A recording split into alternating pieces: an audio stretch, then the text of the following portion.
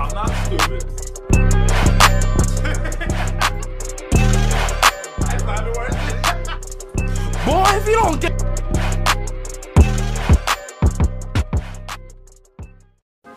So someone asked me to watch real horror stories. Horror. Am I saying that right? Words. I can't say it. Anyways, true. We have two. We can watch two. True elevator horror story, animated, and true pizza delivery horror story, too, animated. So we're gonna watch elevator one, and we're gonna watch pizza one. Yeah. All right. Let's do it. Let's do it. Let's do it for the lows. If it gets too scary, I'll hold my water. When Actually, I was I'll just hold 19 water. years old in 1985 on New Year's Eve, a bunch of my friends and I went to a rooftop bar of a hotel. About a half hour before midnight, I ran down to my car because I had forgotten my camera. I figured I would have plenty of time to get back up there and find my friends. I grabbed my camera and I got into an elevator all by myself. About halfway up, the elevator started shaking and it stopped completely. I was trapped. I have always had a problem with confined spaces, so this was not an ideal situation for me. After a few minutes, everything went silent that was going on outside. Then out of nowhere, the elevator lights went out, and I started to hear children laughing. But this was not the type of place where children would be. My heart started beating faster and faster and harder. Then all of a sudden, I passed out. As I woke up, I noticed that I could not move or talk. I thought to myself, not sleep paralysis again.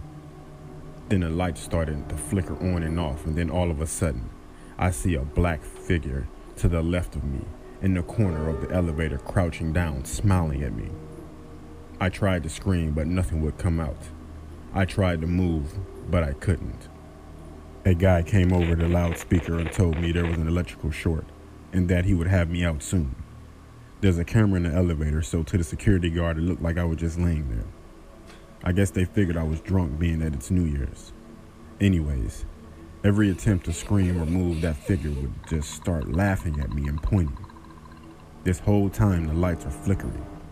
Then all of a sudden, I can hear the huge crowds counting down for New Year's. 10.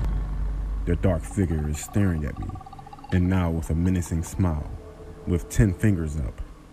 9. He's still looking at me with 9 fingers up, and he's moving closer. 8. He was still looking at me with 8 fingers up, and he's closer. 7. The same thing. 6. The same thing. 5. The same thing. 4. He's drooling, and he's much closer. 3. He's closer. 2. He was closer. Then the lights quit flickering, and it was pitch black. Then all of a sudden, outside went silent again. I felt breathing in my right ear. And then out of nowhere, I hear 1. I couldn't breathe. The light started to flicker again, and then the figure was on my chest. And all of a sudden, it was gone. And I can talk and move again. Usually when I have sleep paralysis, something bad happens. Once I got out of the elevator an hour later, I found out that there was a brawl during the countdown on the rooftop bar that I was at, and 4 people were killed by some maniac who was waiting until the end of the countdown to start hacking up people with a machete. Ever since then, I have not had a sleep paralysis episode.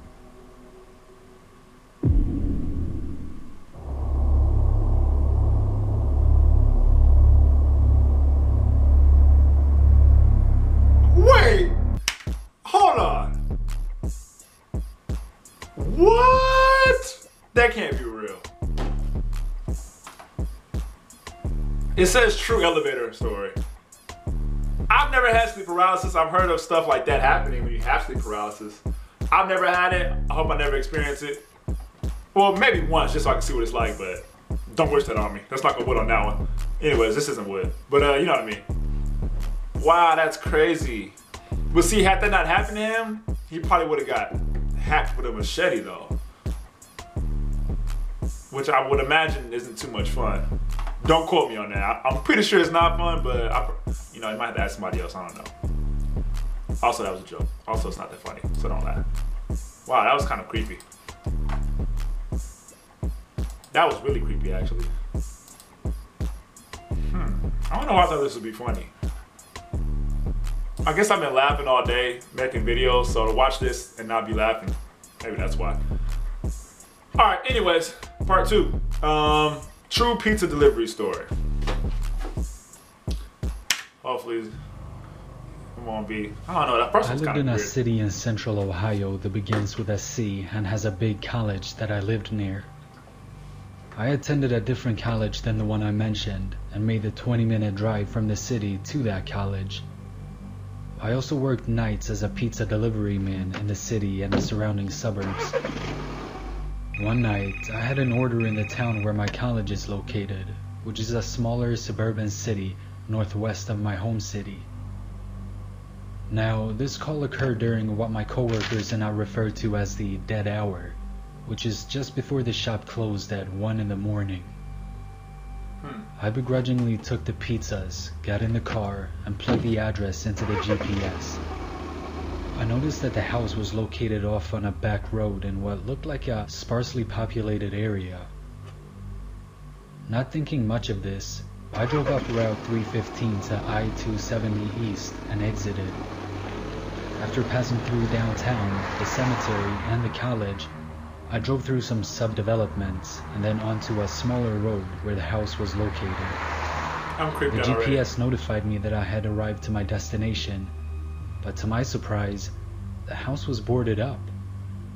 I noticed that there was a small shed in the back of the house that had a small window.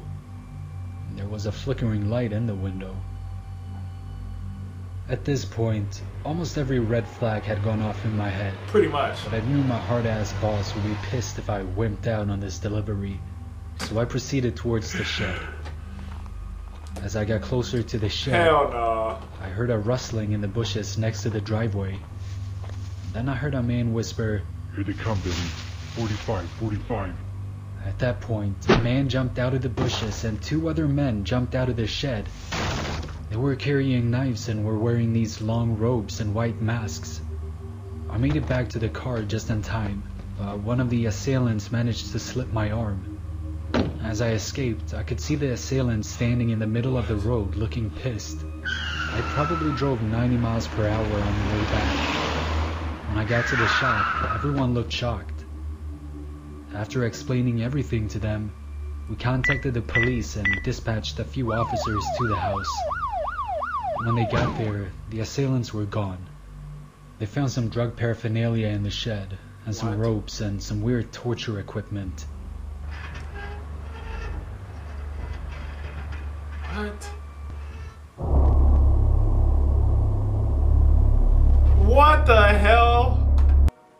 They was gonna torture that dude? Or at least he got away. I don't know if that's true either. I guess it says true. I don't know, I said that in the last video. Anyways, wow, that was kind of creepy. Yeesh. Yikes. People using drugs and torturing people? What does this world come to? I don't want no part of it. Hey, y'all like and sub? I will say comment your favorite part, but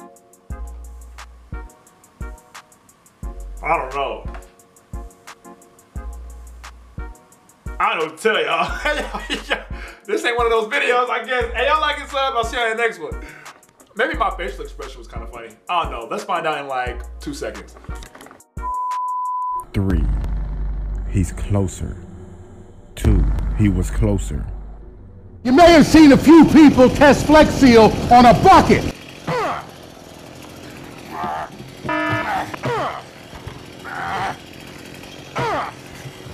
That's a lot of damage. How about a little more?